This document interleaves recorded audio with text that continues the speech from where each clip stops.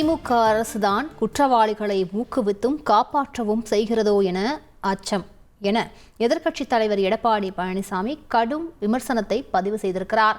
இது பற்றிய முக்கிய செய்தியை நாம் பார்த்துக் கொண்டிருக்கிறோம். இது தொடர்பான கூடுதல் தகவல்களை செய்தியாளர் ராஜாவிடம் கேட்கலாம். ராஜா, இந்த கண்டனத்தின் மூலம் அவர் மேலும் என்னென்ன விஷயங்களை தெரியப்படுத்திருக்கிறார்? விவரங்களை பதிவு பண்ணுங்க ராஜா. அண்ணா பல்கலைக்கழக மாணவி பாலியல் வன்கொடுமைக்கு ஆளாகப்பட்டதை கண்டித்து தற்பொழுது அதிமுக சார்பில் ஆர்ப்பாட்டம் அண்ணா பல்கலைக்கழக வளாகத்தில் நடைபெற்று வருகிறது. அந்த ஆர்ப்பாட்டத்தில் கலந்து கொண்ட நிர்வாகிகளை இப்பொழுது போலீசார் கைது செய்து வருகின்றனர். இதற்கு கண்டனம் தெரிவித்து விரிவாக ஒரு அறிக்கையை வெளியிட்டுள்ளார். ட்விட்டர் வாயிலாக எதிர்க்கட்சி தலைவரும் அதிமுக பொதுச் செயலாளருமான சமுதாயத்தை சீரழிக்கும் அனைத்து விதமான குற்றச்செயல்களில் ஈடுபடும் சமூக விரோதிகளின் கூடாரமாக திமுக திகழ்வதாக குற்றம் சாட்டியுள்ளார். அதற்கு எடுத்துக்காட்டுதான் அண்ணா பல்கலைக்கழக வளாகத்தில் நடந்தேறிய பாலியல் சம்பவம் ஒரு சான்றாகும் என்றும் அவர் தெரிவித்துள்ளார். மேலும் மாணவியை சீரழித்ததாக கைதான சரித்திர பல்வேறு குற்றவாளியான ஞானசேகரன் என்பவன் திமுக உறுப்பினர் என்ற செய்திகள் வருகின்றன. துணை முதல்வர், மருத்துவத்துறை அமைச்சர் ஆகியோருடன் எடுத்த புகைப்படங்கள் செய்திகள் வருகின்றன.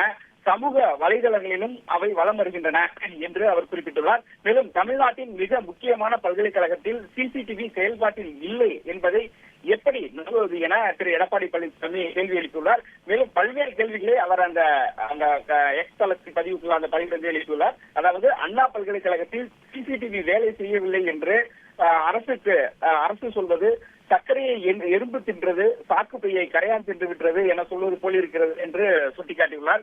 மேலும் அந்த அளவிற்கு பாதுகாப்பு குறைபாட்டுடன் தான் அண்ணா பல்கலைக்கழகத்தை அரசு நடத்தி வருகிறதா என்ற ஒரு கேள்வியும் எழுப்பியுள்ளார். பல்வேறு வழக்குகளில் தொடர்புடைய ஞானசேகரன் பல்கலைக்கழக வளாகத்துக்குள் எப்படி அனுமதிக்கப்பட்டான், பல்கலைக்கழகங்களை உயர்கல்வி பயிலும் பாடசாலைகளாக நடத்துவதற்கு பதில் பாலியல் குற்றவாளிகளின் கூடாரமாக இந்த ஆட்சி நடத்துவதாக அவர் குற்றம் சாட்டியுள்ளார். ஒரு ட்வீட் போட்டு கருத்து சொல்வதை தேடி கைது செய்யும் காவல்துறை ஏற்கனவே பல வழக்குகளில் தொடர்புடைய ஞானசேகரனை கைது செய்யாதது ஏன் என அவர் கேள்வி எழுப்பியுள்ளார். ஆளுங்கட்சியான திமுகவை சேர்ந்தவரா என்பதாலா என்ற ஒரு கேள்வியும் அவர் வைத்துள்ளார். போதைப் பொருள் புழக்கம், கொலை, கொள்ளை, பாலியல் வன்கொடுமை என கொடுஞ்செயல்களுக்கு பின்னால் திமுக நிர்வாகிகள் இருப்பது என்பது அரசுக்கு தெரியாதா? குற்றவாளிகளை ஊக்குவிக்கும் காப்பாற்றவும் செய்கிறதோ என்ற சந்தேகம் எழுந்துள்ளது என்று அவர் திரு எடப்பாடி பழனிசாமி அந்த அறிக்கையில் குற்றம் சாட்டியுள்ளார்.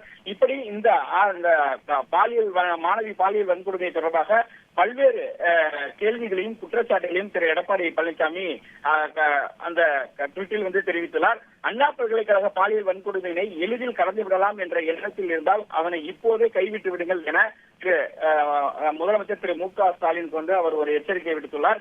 மாணவர்கள் அச்சத்தில் உள்ளனர், அவர்களின் பாதுகாப்பு கேள்விக்குறியாகியுள்ளது என்ற தன்னுடைய அந்த ஆதங்கத்தையும் அவர் தெரிவித்துள்ளார்.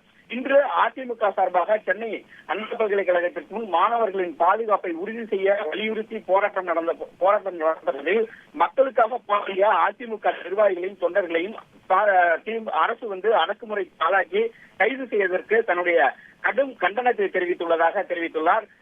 இறுதியாக ஒரு கருத்தையும் அவர் பதிவிட்டுள்ளார். அதாவது இந்த ஆட்சியின் அலட்சியத்தால் தமிழகத்தில் பெண்களுக்கு பாதுகாப்பு இல்லாத சூழ்நிலை ஏற்பட்டுள்ளது.